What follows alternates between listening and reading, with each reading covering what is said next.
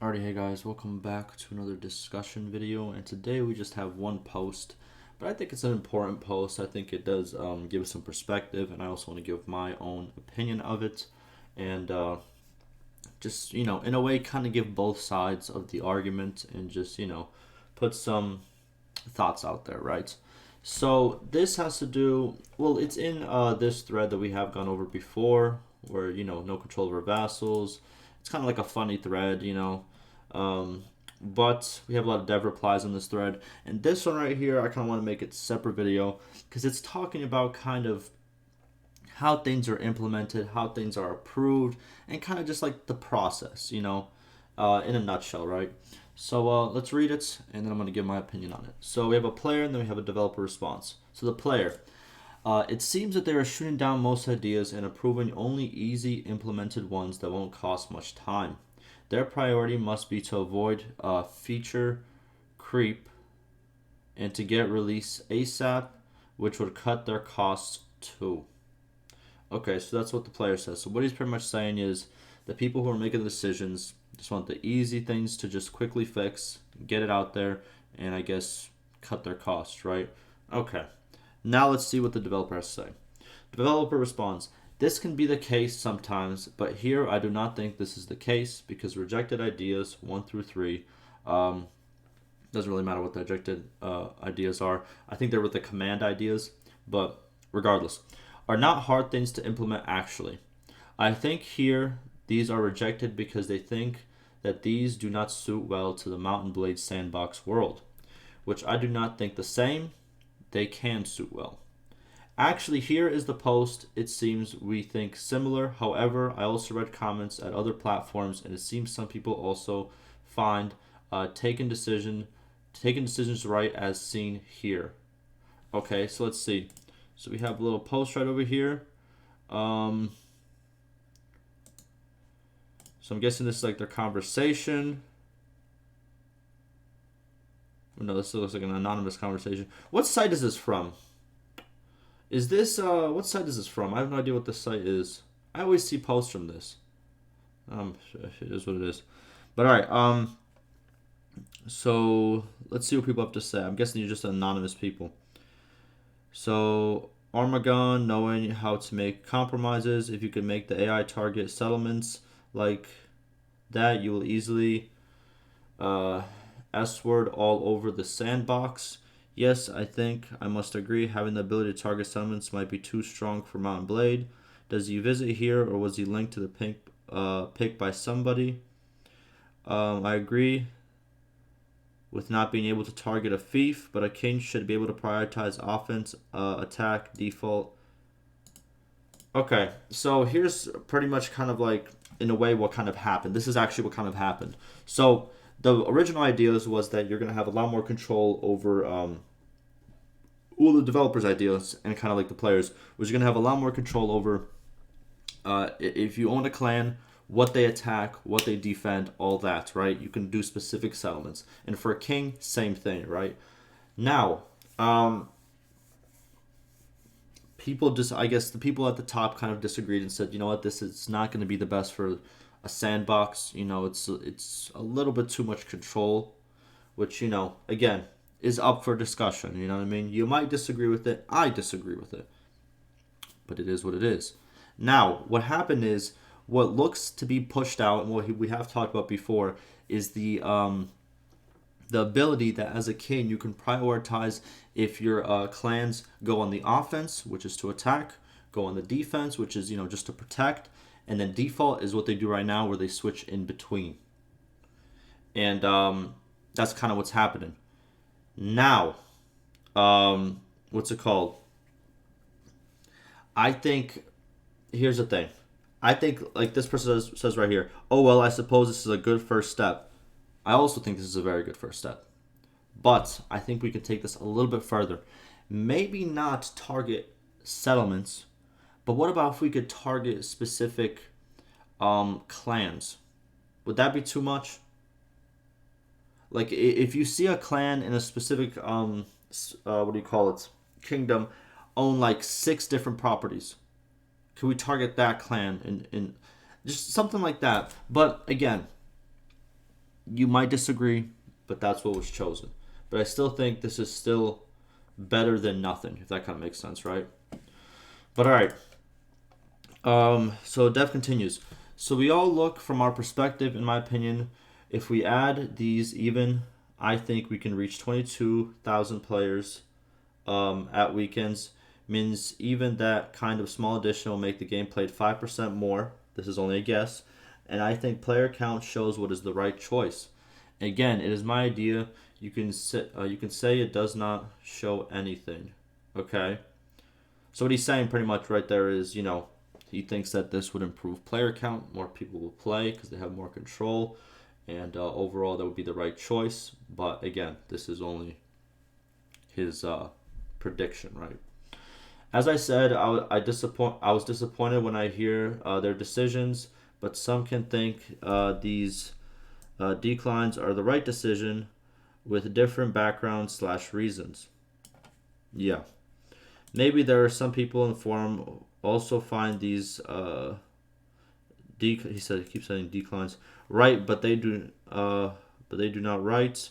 What I criticize is not taking decisions. Actually, I criticize less interaction between decision takers and the community. Also, even less interaction between devs and decision makers. I criticize taking that kind of big decisions in 5 minutes without thinking of it / reading comments about it / watching streams.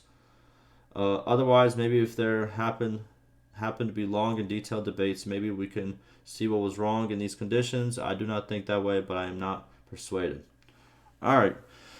What he's saying pretty much is he feels that these decisions are a little bit that they're given too quick, and they should be given a lot more thought. They should be given a lot more interaction, and there's the interaction's not there between the developer team and the decision makers, and also the community and the decision makers. Yeah, that is unfortunate. It does sound like an unfortunate situation.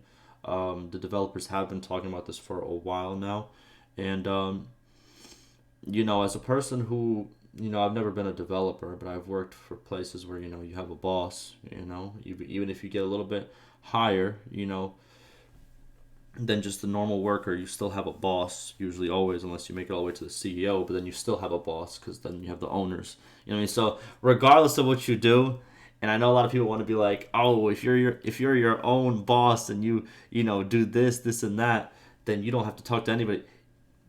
I'm gonna break a real quick secret for you guys.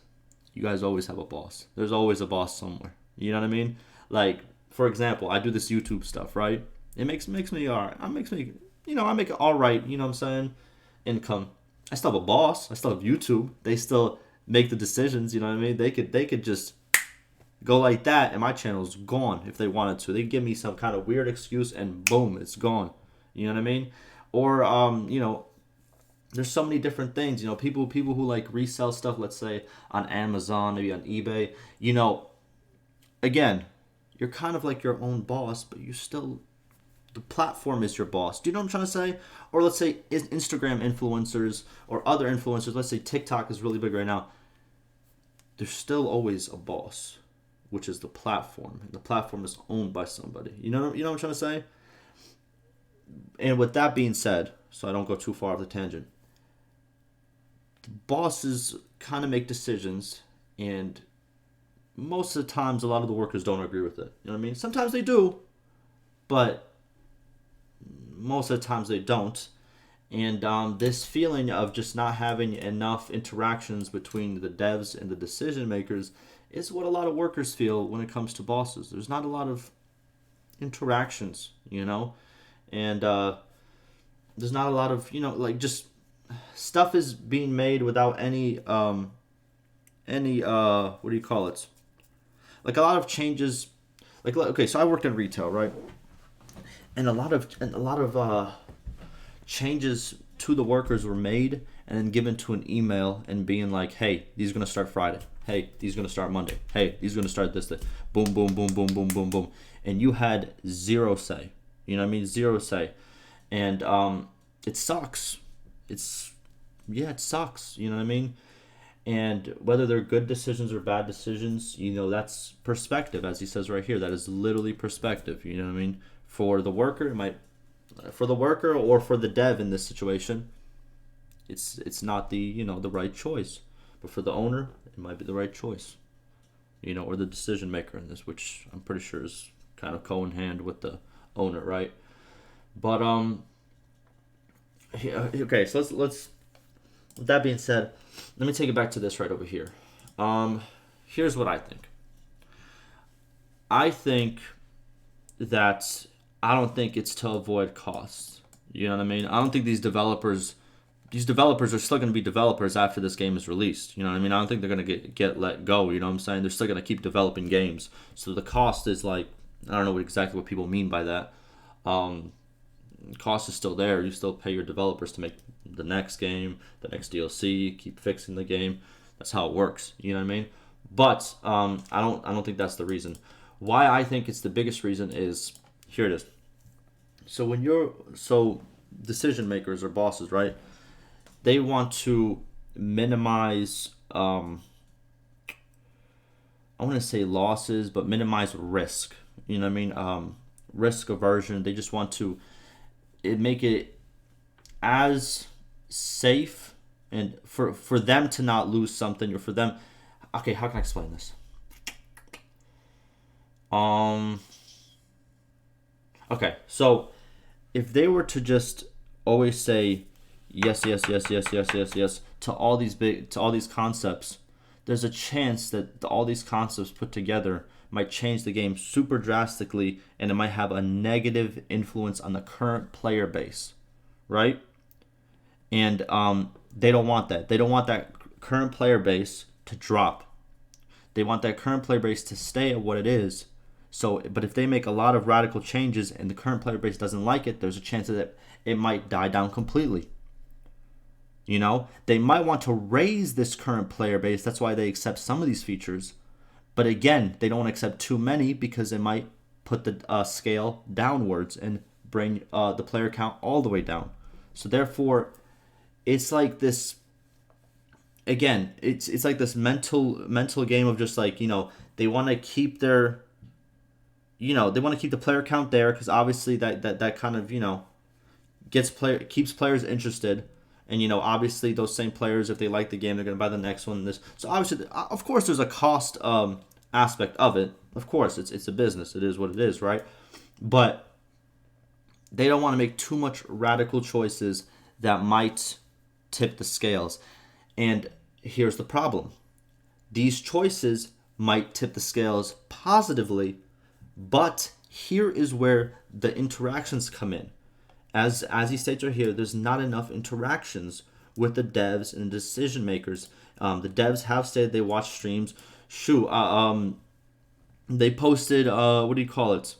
The people from the social media team, they posted my stuff on Facebook, on Twitter. They sent me like the dev box and stuff. You know what I mean? They are interactive, but I think the people all the way at the top that make the decisions aren't as interactive. They don't talk as much to the people who are on the front lines and kind of, doing this interaction. And I think if they did more time, if they did that for longer, then they can increase it. But at the same time,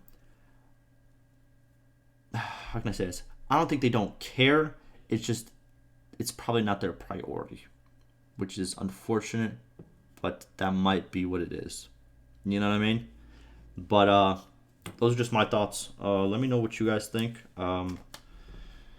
It is what it is. This is what a lot of companies face. You know what I mean? You hate to see it, especially as the consumer, as the player. But yeah, we'll see where it goes. I think there's still going to be good changes. Don't get this like wrong. Don't make this like into this negative thing like, oh, they're only going to fix it.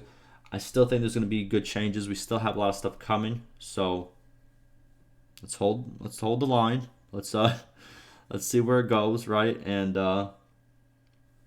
we'll see where it ends up. But yeah, that'll do it for me. Hopefully this was informative. Ask me any questions, any concerns, and like always, stay safe.